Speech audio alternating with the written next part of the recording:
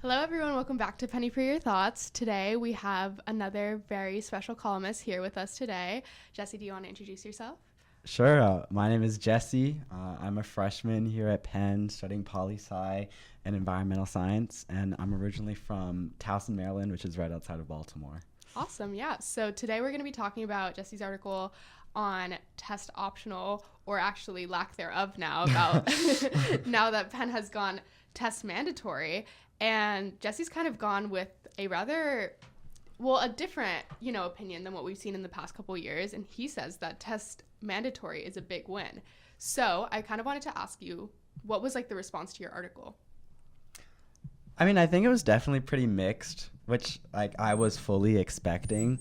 I think that there are people who naturally still believe that, we should be test optional, and I did see people responding that way. I had a lot of my friends reach out to me over Instagram, and they're like, I don't quite agree with that. But then at the same time, I've been speaking to a lot of people, and they're very much in support of test mandatory. So I think it's one of these issues where I feel like at Penn a lot of people tend to align on one side of things, but this one I've really seen it's pretty divisive. Yeah, for sure. I think that I thought it was really interesting that right after you published your article, someone else published an article that was kind of on the other side of it, and saying about how they think that test optional should still be in place. Mm-hmm. But I think I kind of personally, I agree more with your side. Mm-hmm. And I think that what you, the points that you brought up throughout your article, just kind of even just from a numerical standpoint, about, the GPA differences between the people who go,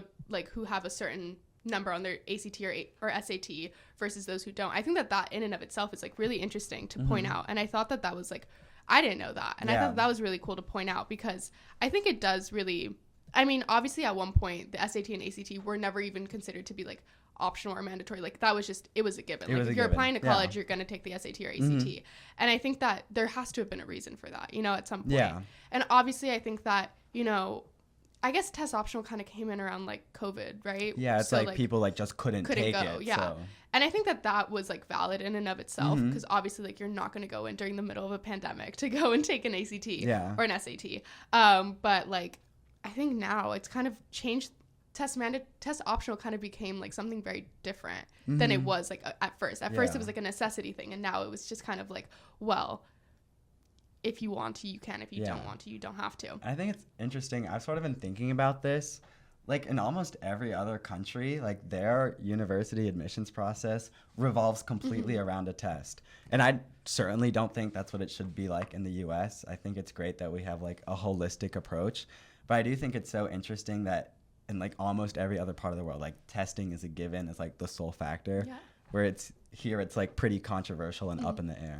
No, I totally, and I think that it's actually really interesting too, because I mean, I'm from Florida, and when you're in Florida, you have to submit your test scores regardless if you're applying to public school. So it's you won't, it's not even an option. You have to submit them officially to UF, FSU, all these schools. Yeah. Because it's a main part of kind of also how you. Basically, in Florida, we have this thing where if you have a certain score on your ACT or SAT, you get your tuition covered for you by the Florida Lottery. Oh, wow. So, for us, it was almost a given. If you're in Florida and you're going to apply to UF or FSU, you're going to take the SAT or ACT, because if not, you're literally giving out, you're giving up free tuition, you know? And I think that is so I think that it depends kind of on almost where you live, or this types whereas of in schools. California, I'm pretty sure they don't even look at it. They don't look at it at all? If you have it, the UC system, if you have an SAT score, they're test blind. Are you serious? For everyone. Wait, that's kind of crazy. I didn't even know that either. I think that it's interesting about how people kind of have decided on or different states or different systems of schools have decided on how they want to approach it. And I think that that's fine. But I think that what you brought up in your article of just having it as a benchmark is something that's really important. And I don't know how long the UCs have been test blind. Yeah. But I think that I'm assuming at one point they must have been required testing at one point. I think this was also a post-COVID thing as well. And I think honestly I always think about it was never even an option for me to not take the SAT or ACT. Yeah. And I think, I didn't use that much college or ACT prep, whatever. I used Khan Academy and things like that, and I think that's where I feel sometimes it's a little bit of a controversial topic, because I think obviously there's people who can't afford to get the ACT or SAT tutoring, and I think that that's obviously like a huge disadvantage. But what you also pointed out in your article was like someone who doesn't have that like access to SAT tutoring or whatever, and they're still scoring decently or very highly on their ACTs or SATs, is going to count for more still compared to someone else. I think that's the point. I mean, the entire admissions process is like surrounded or centered on contextualization, and that applies to test scores too. So like admissions officers, I'm pretty sure, get reports of, you know, what the averages are for your school. And if you're like above those averages, even if it's lower than Penn's median, that's still significant if you're above your school's average. That indicates that you're doing a lot with perhaps less resources. Yeah, absolutely. And I think that also, I had seen this also somewhere. I don't know if it like ended up going into play, but I thought it was really interesting too that like I think it was Yale I heard about last year that said that they were going test mandatory, but instead of only taking SAT and ACT, they were also taking AP scores. Yeah, they take AP and IB. It's like test flexible. Yeah, so I wonder like kind of what that, I mean, because I feel like at least for me, AP tests were just like, I'm just going to study for them myself. I never got like a tutor for that. Like I was never like prepping for it. It was just like, what did I learn throughout the year? And like, can I just like take the exam and do well on it? So I think almost like having that test flexibility might almost be a more like might be more of like a happy medium ultimately. Yeah, I think they definitely hit like a sort of middle ground in that they're trying to sort of expand access, and that like the SAT and ACT can definitely be like difficult test to sign up for, difficult test to take. You have to set aside a bunch of time to study for it. So opening it up to AP and IB, like I can certainly see how that would like, you know, improve access. Yeah. And I think it's an interesting take. And I was actually reading their sort of report on why they adopted a test flexible policy. And I think they said that like from their research, they found that AP and IB scores have, you know, comparable predictive value to what the SAT and ACT have. Yeah. And I think that that's kind of, I think that the AP scores, like, I think from like a base point standpoint, or maybe I'm wrong. I haven't, guys, it's been a minute since I've taken an AP test, but like, I remember when they were like, okay, like if you get a 3, that's like the equivalent of getting like a C in a college class, or like something like that. Yeah. Like a 4 is like a B and a 5 is an A, something like that. So I feel like I could understand where they would say like, that's a good benchmark as well. I mean, obviously, is Penn doing that too, or no? They're just doing ACT, SAT. No, it's ACT, SAT. Penn also has a caveat though, that if for whatever reason you're unable to take the ACT or SAT, you can get a waiver. I'm not quite sure how difficult it is to get that waiver, but like that option's on the table. Yeah. And I feel like this has low-key been like a long time coming too. You know what I mean? Because I remember when I was in high school, like obviously COVID hit like my freshman year of high school, or like, freshman year. And I was like, after like the COVID thing kind of passed and we kind of all started going back to school, they were like, well, test optional isn't going to remain. Like you guys should still be taking that. Like you guys should still be like expecting to submit your scores. And again, there were still some schools that required it like shortly after like COVID. And there was like that quick turnaround time. And I think that that's where like, I think it's really interesting. Like it was bound to end, you know, that was my thing. Penn's delayed in it, honestly, at least with the other like Ivy Leagues, Yale, Dartmouth, Brown, Harvard were all on it pretty quickly. MIT too. I think Georgetown has been test mandatory pretty adamantly for a little bit now. So yeah. And Georgetown is test mandatory in the sense that they make you submit every single one. That's was a little brutal. It was so brutal. Oh my gosh. That's honestly why I switched to the ACT, because you could cancel your scores for longer after the ACT than you could for the SAT. So it's like that was like my little life hack. That's why I love the ACT so much. But I can't relate to you on that one. Did you take the SAT? I took the SAT and I took a practice ACT and I hated it. The science section was just like not it for me. And then I had I took the SAT one weekend and I had signed up for the ACT the next. And I was like, you know, I felt fine about the SAT and I really don't want to take the ACT, so I'm just going to skip. Honestly, yeah. Like I took the SAT. I took the ACT on a whim. It was like I was studying only for the SAT. We were like, okay, SAT is going to be my test, whatever. It's going to be great. And then my like college counselor at school was like, well, why don't you just sign up for the ACT? Like we have it here, like at our school. You might as well just like show up, whatever. And so I took it, didn't study like properly for it. And I did so much better, like dramatically better on my ACT than I did on my SAT, to the point where when I was applying like when I started thinking about where I was going to apply to college, I was like, okay, if I'm getting these scores on my SAT, I'm going to have to go to test optional. Yeah. Because I was doing so bad on the SAT.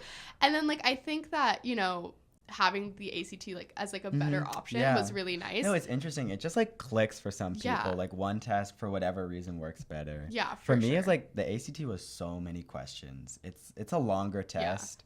Especially now that the SAT is like shorter and virtual. Wait, it's virtual? Guys, I didn't even know that. It's like, it's online.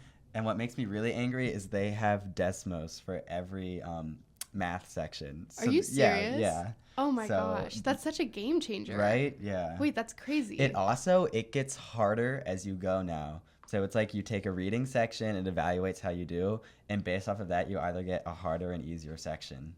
Wait, yeah, they changed it up. Insane. Mm-hmm. Okay, but like I feel like now speaking of that, like just speaking on like your article, especially now that it's online, I feel like it's much more accessible for people to get to. And I think that that's like also a big game changer. And that's definitely something that like has to be put into consideration, you know? Like do you even have to like pay to take the SAT anymore? Honestly, like I had no idea that it was even virtual. Am I that old, guys? I've literally only I've only been out for like 2 years. Like I don't understand.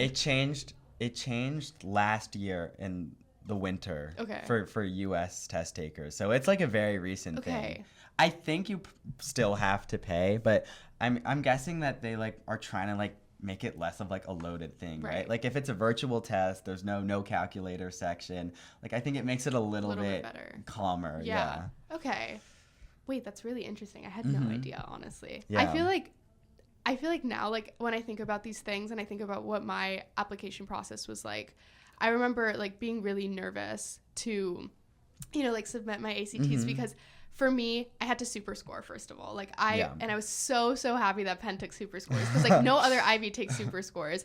And I remember I, like, applied and I was like, okay, like, this is going to be fine. Like, I was, like, I think on the lower end of it. And I was like, I'm just going to submit anyways because the way that they had framed it to us, too, was, like, at least at my school, they were like, if you don't submit your score, we're going to assume it's awful. Whereas, like, that's not the case. But I feel like people were just, like, as you said in your article as well, like, people are nervous because they're like, okay, if I don't fall within, like, the median range, I shouldn't be submitting. That's the thing. It's gotten ridiculous. It's like, I feel like the standards for what's considered a good score have gotten, like, a little bit out of hand. Yeah. And people get, like, a little bit crazy about, like, just getting more percentage points. Like, I know, like, one of my friends in high school got like a 15, 16. It's like, that's insane.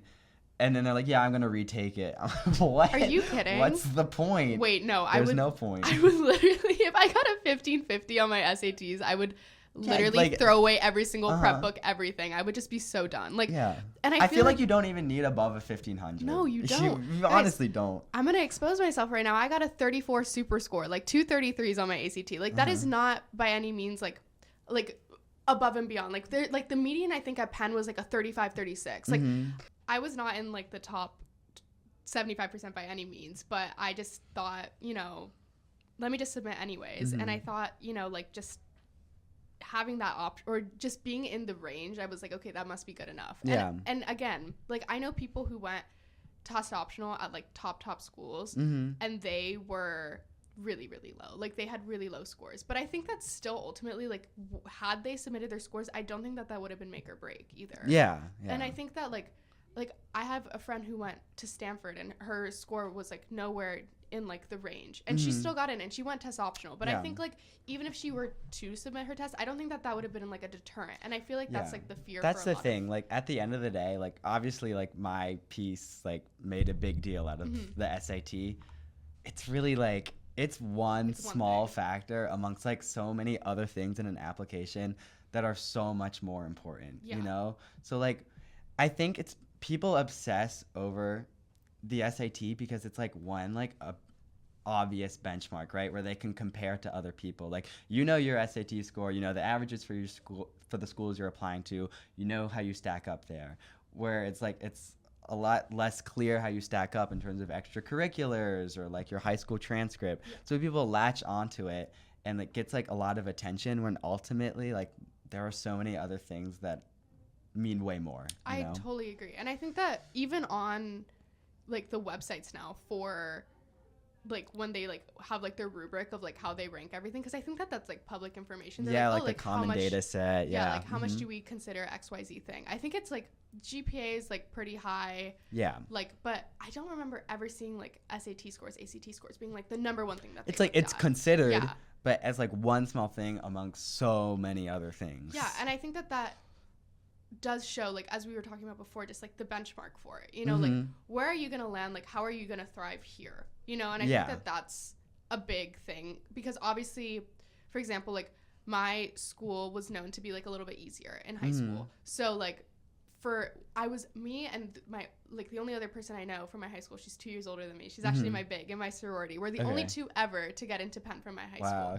And I think that like our ability to thrive like in like this setting was like both of us had like big adjustment periods to like adjusting to Penn from like our high school. And I think that one of the things that I think was an indicator for both of us was that like we both performed well on our standardized tests, and like we obviously did well in like our classes, but whatever, but stereotypically like everyone does well in their classes at my school, because it's a very easy school. That's like a really good point. And this is something I sort of wish I had talked about a bit in my piece a little more, is that like, and I got this from the Yale admissions, like when they announced their test flexible policy, and I thought it was a really valid point.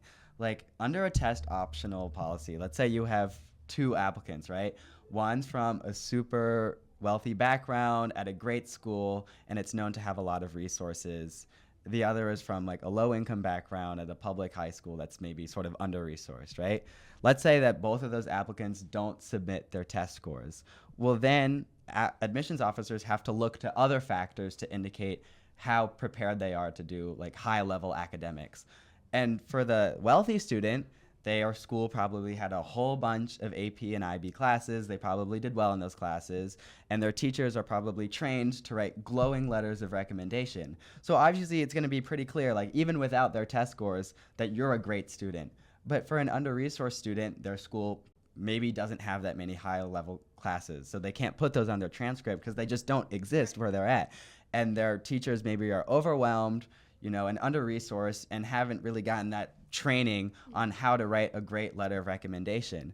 So now, without test scores, it's just more clear to the admissions officers that the wealthy student is academically prepared. When they both are probably equally prepared, it's just like that data isn't there without an SAT, ACT score. Yeah, absolutely. And I think that like also just kind of like on that, like I think there's schools in, well, like I'm from Miami, but I know like like there's not a lot of prep schools in Miami, but like there are certain schools at like in our area that are very much like getting kids into top schools every single year. So it's like obviously the teachers are like conditioned and trained to like get kids into these schools, and it's like they're gonna be, like you said, writing those letters of rec and like knowing exactly like what makes the admissions officers tick. They know the admissions officers, you know? Exactly. And then like you go to a school like maybe 20 minutes like outside of my like area, and it's like these kids, you know, like no one's applying to these schools because they just haven't, like some people don't even like know like where to even begin, you know, and they don't have like the resources to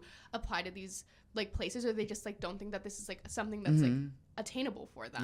And I think that like that is a huge disadvantage, whereas standardized tests are standardized for a reason, like across like every single high school student, high school junior, senior, like you're going to be taking this test, and it's assessing like you and your intelligence and your like, or not intelligence, I wouldn't say that like it's a perfect indicator of like not at all how smart you are.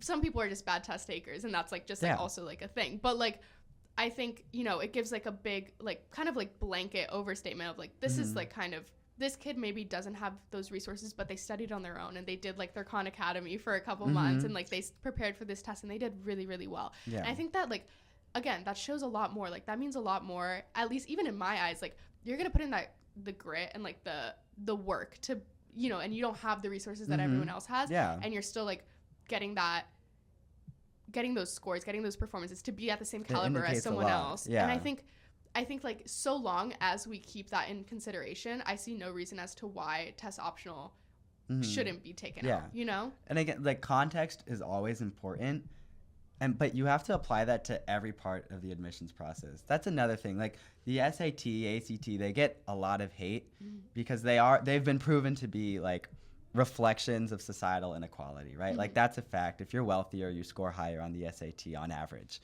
But you can apply that same logic to pretty much any part of a college application, right? Like, let's look at extracurriculars, which became a big thing when we didn't have test scores. Well, who's going to have like more impressive extracurriculars? The wealthy student whose parents like can get her into like, I don't know, like an elite level internship. Yeah. Or, you know, they go to an elite school. So they have those letters of recommendation. So you can apply those societal inequalities to like every aspect of the admissions process. And that's why like admissions officers always use context to understand what your individual background is, because that is very like invaluable for determining like how to weigh certain parts of the application. Yeah, 100%. I like that's such a valid point too, because yeah, obviously like if you're gonna get an internship in high school, who's gonna hire you in high school for like this absurd internship? You know what I mean? Like you have to be Nepo. Yeah, exactly. So it's like if you're not Nepo, you're at a disadvantage as well. But it's like I think that it's an important part of like the Common App application is that like they say like what are you doing outside of school that's not, you know, schoolwork. Yeah. And I think that that's one of the most important parts that I feel like a lot of people look over, because a lot of people like especially here didn't have to do that. Like you know what I mean? And I think like, you know, if you are taking care of your siblings or like you're helping out in like the household, or you have like an after school job that like you're helping like contribute to your household income. That indicates a lot. Like that indicates so much. And you're doing that like not because you're trying to get into a college, but literally because you're helping like your family and you're helping support like, you know, your parents, your siblings, whatever that might be. And I think that speaks obviously volumes. And I think that a lot of people like forget that that is a huge part of like what is taken into consideration. And I think that in that same way, you have that context, you have the context of how you study for your SATs, what resources you have for your SATs, et cetera, et cetera, et cetera. And I think because of that, like it's almost, I would say almost like more fair to, as we were saying, like I think it's more fair to be not test optional, to be test mandatory. Yeah. Because that way, like, you're not, it's not like nothing's closed off to you. You know what I mean? Like, I feel like almost as much as test optional was supposed to be like, we're opening this up to everyone because like of, you know, what we think is kind of, let me rephrase that. Like they made test optional a thing to make it more accessible for everyone. Yeah. Whereas I think that now at this point, it's actually it's more closed off because like people feel like if I'm not in this, like it almost then deters I'm not people. Gonna apply. Yeah. Even if you are test optional, it almost deters people from applying in the first place because you're like, But I think like, I'm not going to be in like this range, you know? I think that highlights that one important caveat of a test mandatory policy. And that's that like you have to be very clear with applicants that you should apply, right? Yeah. Even if your score is below our current median, like apply, because again, your score is one small factor, and your score is going to be evaluated in the context that you grew up in and that you were educated in. So Penn has to be very proactive in communicating to low-income, disadvantaged, rural applicants that they should still apply even if their SAT score falls below that median. Yeah, and I think that that's something that's really going to have to be, like, I think that's something that's going to have to be adjusted even more now if they are taking this, like, stance and moving towards that. Because I feel like as clear as, like, as clear as it might seem to, like, some, it might not be clear to all, you know? Yeah. And I think that a lot of people are still deterred. And even especially if you're from a school where like not many people apply to schools like Penn, right? Exactly. I also think that like because you're kind of making this like, because even if you say it doesn't necessarily mean that it's true, because like since Penn is such a highly ranked institution, like you're like, oh, we don't care, like it doesn't matter, but like show proof of that, like, and show that like make your data show that it truly is just one thing, and that a kid with a like a 20-something ACT score can still get into Penn because that's only one. Like I feel like it'll definitely take more into effect as the years come on and like go and continue, because I feel like right now these median scores are still going to be so high because people aren't going to want to apply to Penn unless they're in that range still, even with the super skewed data set. Yeah. So I think that like Penn admissions has a job to do, and I think that they have to be very purposeful in the sense of like, we're going to show you proof that this is not the only thing that we're looking at. And we have to show you like that we do take people from all ranges of ACT scores, SAT scores. Mm-hmm. And I think that what you also said about like the GPA thing, about like a 3.2 GPA versus a 4.0 GPA mm-hmm. in high school was also like really interesting. Mm-hmm. Or because like it doesn't really translate to that much of like a difference in like the way that mm-hmm. you perform in a college. lot of schools have done their own like institutional mm-hmm. research, and they found that your high school GPA really isn't that predictive mm-hmm. of how well you do in your college classes. Yeah, it was not for me. I'm like so serious, but again, I think that really goes to show like the high school you come from, like, yes, it has a lot to do with the way that you appear on paper. Like, mm-hmm. was I performing way better in high school than I was, like, especially my first semester here? Like, absolutely, mm-hmm. 1,000%. But I think that, you know, I went to a school that was stereotypically easier, that didn't have a lot of kids that were applying to these schools. So, like, our caliber of learning, I would say, was not geared towards people, like, trying to prep for, like, an Ivy League mm-hmm. school. It was, like, prepping for, like, not to say that my school was, like, a bad school by any means. Like, we got kids into every place, like, but it was like it's a very different caliber. Like my high school, like everyone from Miami will say it, like my high school is called the daycare because it's so easy. And I think that, you know, like we prep for kids to go to schools like UF and FSU, which are not easy schools to get into. Mm-hmm. And like their ACT and SAT scores have risen dramatically too. And I think that honestly, like, my parents always say, they're like, this generation's just getting, like, every single generation's just getting smarter and smarter and smarter. And I think it's because, like, expectations are going higher and higher mm-hmm. and higher. But I think that, you know, like, we were obviously prepping kids to go to schools like UF, FSU, like, the big state schools that are obviously fantastic schools. And, like, I would have thrived there as much as I'm thriving here. But it's just, like, that was what we were preparing for. So we weren't preparing for kids to go mm-hmm. to, like, Penn, Yale, Harvard, Stanford, all these schools. Yeah. And I think that because of that, you know, my GPA was not very reflective of how I would do here because that mm-hmm. school was dramatically easier. Like, I was coasting through high school. Whereas here, like, I had to learn how to study. I had to learn how to do all these things. So I just, like, I feel like it's not very indicative. Mm-hmm. Again, and also, like, the weighting at every single high school is so different. Like, you could have a 6 point something and, like, someone else has, like, the same grades as you and they have, like, a 4.0. And it's, like, that's just kind of weird too. Like, I think it's so interesting talking to people here. Like, I also went to, like, it was like a pretty good public mm-hmm. school, like in Baltimore County, mm-hmm. Maryland. And it's interesting talking to people who come from like these like very well-funded private schools and like just how more intense their curriculum was. Yeah. And like I remember, like, in my writing sem, I was like, you know what? I haven't really ever written, like, an intense research paper before. Mm-hmm. Like, in my high school, like, our higher level classes were, like, AP classes where they pretty much taught to the test. So we were, like, writing, like, 30-minute timed essays, and that's what we did, you know?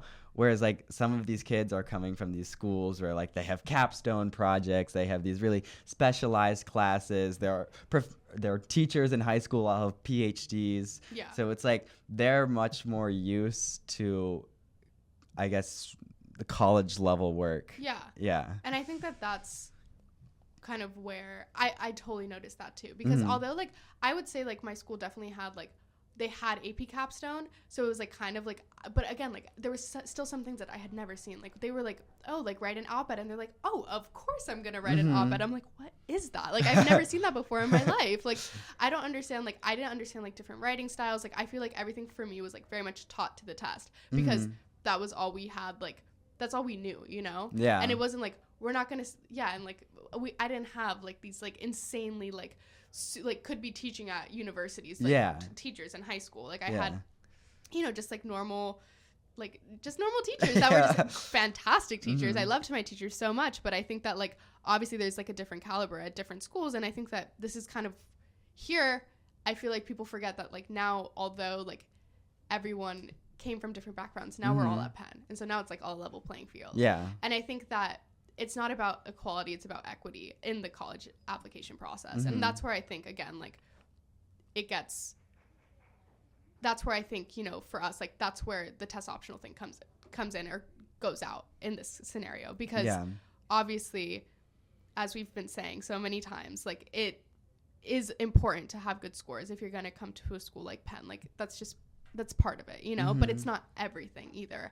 And I think that being able to like see it contextually and being able to see it, you know, just kind of from a level playing field, the same way that we see everything else from a level playing field, will be really important as we like kind of dive into like this era of our like kind of admissions process at Penn. Yeah. So it'll be interesting to see how it plays out. Yeah, for sure. My prediction is that SAT, ACT mediums will go down, but I want to see if that actually happens. I think it will, like, as time goes on, but I guess we'll just have to see. Yes, we will.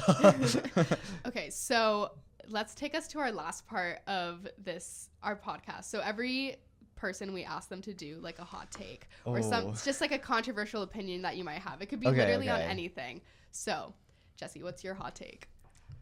All right. I personally don't like listening to music. What? Wait, I'll explain. I like music is like something that takes like active effort for me, right? So like if I'm going to listen to music, it's like that's my activity, right? Like I'm listening to music. But if I'm walking to class, if I'm studying, even if I'm like on an airplane, like I'm like alone with my thoughts. What? Yeah. That's crazy. Wait, okay, like I've heard people that are like, okay, I don't listen to music that much, or I'll just listen to anything. But I've never heard of people who like, I couldn't imagine sitting like on an airplane for X amount of hours and not listening to music. That's crazy. I don't know. Wait, it feels like it sounds very like, let's talk about the political and economic state of the world right now. But like, sometimes I like just like thinking to myself, you know, and I can't do that when music is in the background because then I'm just listening to the music. Wait, I guess my hot take will be like the opposite side, because I was actually having this conversation with a couple of people the other day, or it's a conversation that actually comes up quite a bit. Like for me, I like if I'm reading or something, I have to listen to music.